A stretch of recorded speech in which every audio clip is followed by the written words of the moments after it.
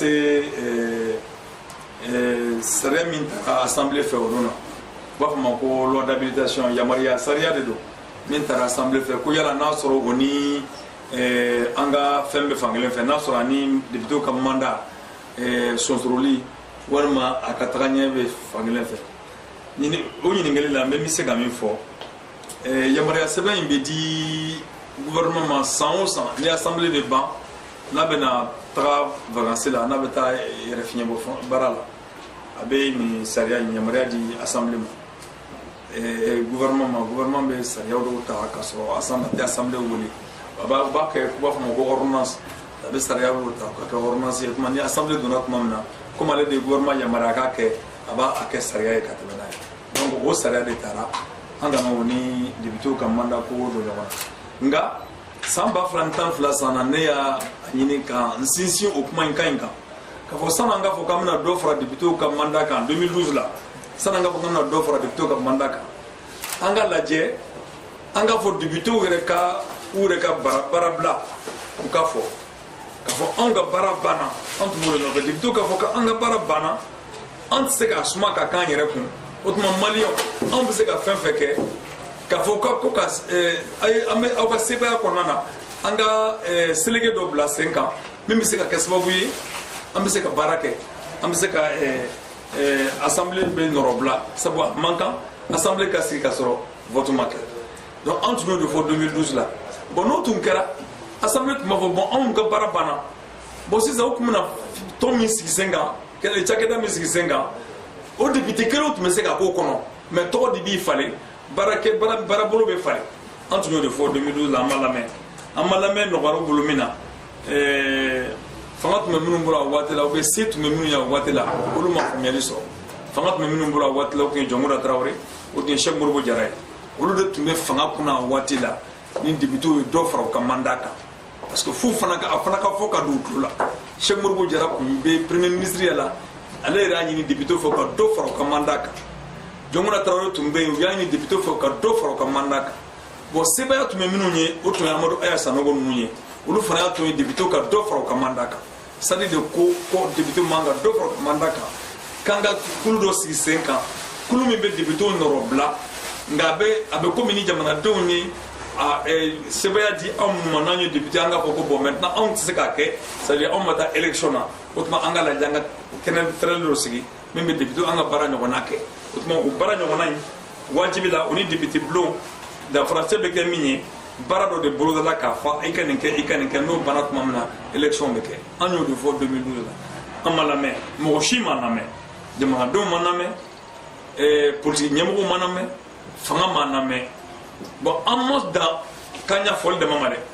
u y'an a suma k'a k'u yɛrɛ kun min kɛ an y'an ba ka taa sigi kɛnɛ kan parce que an ka parti y'a yira k'a fɔ an man kan ka taa kɛnɛ kan donc ɲinan san nafolo min fana bɔra kɔnɔ an y'a sigi a ma se a seyɔrɔ la banque ta kɔni sera a seyɔrɔ la assemblée ta ma se seyɔrɔ la an kɔni y'a sigi an fana tilala o yɔrɔ la o tuma o kɛra parti c'est à dire ka fɛn ye a ye min fara Mali science politique yɛrɛ kan parce que bi bi in na n'a kuma bɛ kɛ kuma man ka pan pasadi kɔnɔ caman b'a kɛ k'a munu ka turula kɛrɛfɛ kuma se ka pan pasadi kɔnɔ anw de nana n'an miiriya ye nin fana ye anw ka dɛmɛ ka se Mali ka démocratie ma parce que démocratie fana bɛ kɛ ni hakili jagabɔ ye maintenant sisan ko kelen nana tugun a nana cogo wɛrɛ la 2018 la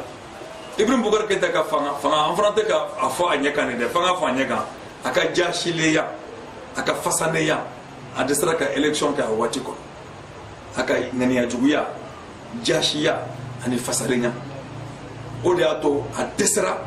ka élection kɛ a waati kɔnɔ na mɔgɔw kana pan o yɔrɔnin kɔnɔ dɛ o tun b'a ka mandat kɔnɔ n bɛ tila fanga la san 5 kɔnɔ n ka député sigi kɛ n ka président sigi kɛ mais kɛlɛmaw bin jamana kan ko min b'ale bali k'a kɛ ni fasaneya ni jaasileya ni ŋaniya juguya tɛ o ŋaniya juguya n'o tun ye mun ye ale ka to fanga la donc an k'o fɔ o yɔrɔ la mɔgɔ minnu dɛsɛra ka élection organiser u yɛrɛ tun kan ka fanga bila ka taa o kelennin kan maintenant sisan a kuma nana député bulon kɔnɔ parti sadi y'a yira ka lettre ci député ma ka fɔ an kana kɛ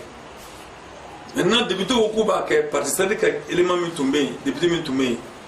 oui Bafreme Sangare ani Amadou Nango Mariko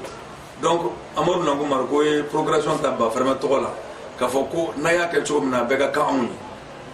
donc ore nana ke kuma bayi jamana ko minu reste rien blanc ani minu ya voter akake amaga kuma bayi oluma de akara kuma bayi de ka fo ko parti sadi tumanga hari absation ka fo ka bega kanye ko tumanga bwanda ko no re aywa anyo kuma fana me nga mi mesena anya ke chukum na 2012 la amba ko chukore la 2012 la nya ke chukum mana kuma nana kana sigi député blongo on y député ya ni chide on anga parti kono député te parti sans fait oui député te parti sans fait et maire te parti sans fait ministre te parti sans fait harne on y président sur la télé anga parti sans fait d'afra be ka barala ka c'est parti sans fait ani d'afra be se ka barala gouvernement konana mais parti corona na parti be se ka wele chugwa bella akani inyefo sabu abeta yeni parti ka hakina na kamiriade ambo au parti de l'andela alors donc là c'est ça anya ke chugwa jumana député blanc kono ya asana angwe député sabade kada kan kelen tumborana non député ko yi semwa sena kata URD député saba min tora o kunye kono yaba député fly ani ndono député musukele assemblée kono na kuma nana kana tanka chari anya yira ka fo sariya yɛrɛ la a tɛ se ka kɛ a man kan ka kɛ o tuma an b'a fɔ a tɛ se ka kɛ an taara o vote la min kɛ ɲɔnɔ député muso ale y'i sen bɔ an sen na a tɔ tora kɔlɛba député fila ye an ko député t'a suma ka kan yɛrɛ kun an ma sɔn o ma an y'o kɛ donc an nana député parti siège la bureau politique ko tare a y'a ka baara kɛ an y'aw bila baara min na député bulon kɔnɔ a y'o baara kɛ o ɲana sisan yala an bɛ sigi a député bulon in kɔnɔ wa walima an tɛ sigi a kɔnɔ de o ye politique fɛɛrɛ de ye sisan o y'an ka parti ka taabolo de ye sisan o tuma parti ko a y'a jɔ bureau politique kelen tɛ se k'o jalatigɛ an ka comité central convoqué ka bɔ Kayi fo Kidal olu kana sigi an ka kuma kɛ